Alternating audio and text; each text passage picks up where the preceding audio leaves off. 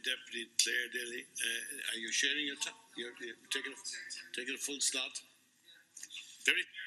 Yeah, thanks, Kim Corla. I suppose today in some ways was pretty much like any other. Amongst the individuals who would have contacted my office was a young family, 2 children. The male partner, suffering ill health, had been renting in accommodation the landlord was selling, and they had to move out, and they put a deposit on another property that was accepted. But then the landlord decided that he didn't want to have anything to do with people who were on rent allowance and decided not to go ahead with that. And that had happened at the end of May, a couple of weeks ago. And subsequent to that, they're homeless with nothing on the horizon for them to go to. Another woman in touch, priority on the 4-bedroom housing list in Fingal County Council after 8 or 9 years. She's now on position 10, but she might as well be in position 10,000 for a 4-bedroom house, because being on priority for that doesn't get you anything. And out of her 5 children, 3 of them are children with serious special needs and problems, and she's been on that list. And another woman similarly on a list for 9 years, 4-bedroom need, and not a chance in hell of getting accommodated anywhere. And the deputies who've highlighted that we are experiencing an utter housing crisis are absolutely correct. And it's against that backdrop that we have to say what we're being presented here with is nothing. It's not even a drop in the ocean. And I'm not saying that to score a cheap political point or anything like that. The reality is the measures in this bill are going to have zero impact on dealing with that situation. I mean, we talk about changes to the Part 5, but I would say that the changes to this and the vacant site levy, there's so many loopholes in them that they'll be absolutely meaningless in delivering what they're supposed to deliver, which is on the one hand incentivising private developers to give up sites for building and so on, and the other that we'll actually get houses delivered as part of the private schemes that have gone on. But having been a councillor for about 13 years in an area which was massively developing a huge amount of rezoning and so on during the boom years, we saw every trick in the book in terms of Part 5. People, yes, it's good that developers now can't offer money instead, but is this guarantee of integrated development the type of development the deputies have said we need to develop? And it isn't. There's too many loopholes there. Whatever is reasonable can be open to any scrutiny, which means it's not reasonable. And we had a scenario in Fingal where a certain big developer had been developing in both Malahide and in Balbriggan, and Malahide would actually be a much more affluent area. He didn't want to put social housing into the Malahide end, but it suited him to put it into the Balbriggan end. And of course, from the local authority's point of view, instead of getting maybe, we'll say, 20 units in Malahide or 10, he was getting 150.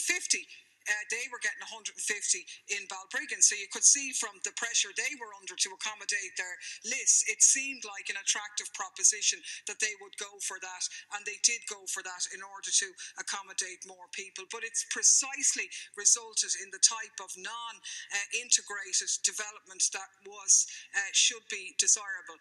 And I would put it to you, Minister, that there is nothing in this bill that would stop that from happening again, despite the intentions. In actual fact, all it's proposing to do is to reduce the requirement from 20% down to 10% without any guarantees that it can actually deliver on what it's seeking to deliver. And I think a point highlighted by other deputies is key, that this scenario is actually a massive indictment of neoliberal capitalism. In the 1940s and 50s, the state went out to building sites in London and drop leaflets amongst the Irish community asking them to come back and take part in house building programmes in the state at a time when we had much less resources as a society than we do now.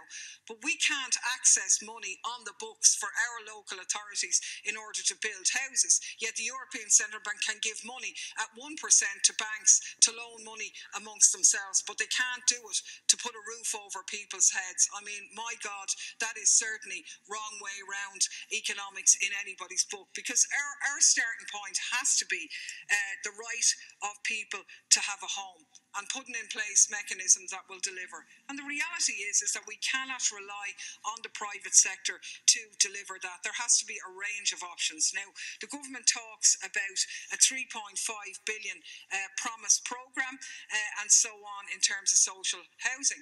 If that was to build social housing, that might be something. But it isn't to do that at all. It's going to be a leasing arrangement, a private rental arrangement, and all of the complexities that entails. And it's just not going to meet the needs that are there. I think we've completely and utterly let NAMA off the hook in terms of what was supposed to be its role in delivering social and affordable housing. And I just want to give you an example from my own constituency where a number of individuals contacted me. They said it was very difficult for young people in the Malahide area to get property. The children of people living there now because of rise in prices. And they gave the examples of a recent development of 40 apartments between Swords and Malahide, which sold for 1.4 million to a developer from the north. Now that works out at about 35,000 per apartment. It needed some completion work. If we be generous and say that the completion work needed about another 60,000 per unit, you're talking about a finished product of working out at a cost price of 95,000. Now, this person basically said he knew through the network of the community there well more than 40 local couples in that area who are struggling to get past for a mortgage of more than 220,000 kilometres. But instead of NAMA getting 1.4 million, it could have got 2.4 million if those people had collectively come together and been able to bid for that property. Instead of it going to an investor who's going to hive it off or rent it for a killing, you could have local people getting local homes for an affordable price and the state getting more money than it got on this. An absolute joke. They made the point that other properties in that area, Streamstown Lane in Malahide, sold. The sites weren't advertised. Nobody knew how to access them. The Old Grove Hotel, again, no information on it. The Old Rugby Club, looking for information on that. And on their behalf, I contacted NAMA and I was told to go and given the details of the receiver and that the residents could contact the receiver. So I duly passed on the information as NAMA requested, and the receiver absolutely chewed the face off the resident who rang. How did you get my name? How did you get my number? How dare you ring me? This property isn't on the market. This is the type of thing that's going on. And meanwhile, we have people who are desperately in need of a home. And the deal was supposed to be that NAMA was going to be part of the solution of dealing with community needs and that aspect. And we are failing miserably in that. In terms of the vacant site issue, I think an area that we haven't tackled is the whole area of developers buying unzoned land and sitting on that, which is excluded from the provisions of this. But there's been some very interesting articles recently about the hoarding of agricultural land. Now, an annual survey by the Irish Farmers Journal found that the average price of land in County Dublin surged by 50% to 23,500 per acre in 2014. That, if you like, Irish agricultural land is the dearest actually in Europe. And, you know, the Irish Times report editor made the point that huge prices were being paid for agricultural land on the outskirts of towns and villages that have future development potential. He highlighted one tillage farm in Dublin, this was Lorcan Allen in the Irish Times, that was valued by an auctioneer at 20,000 per acre and ended up selling at 50,000 per acre. Now, we're not doing anything about that.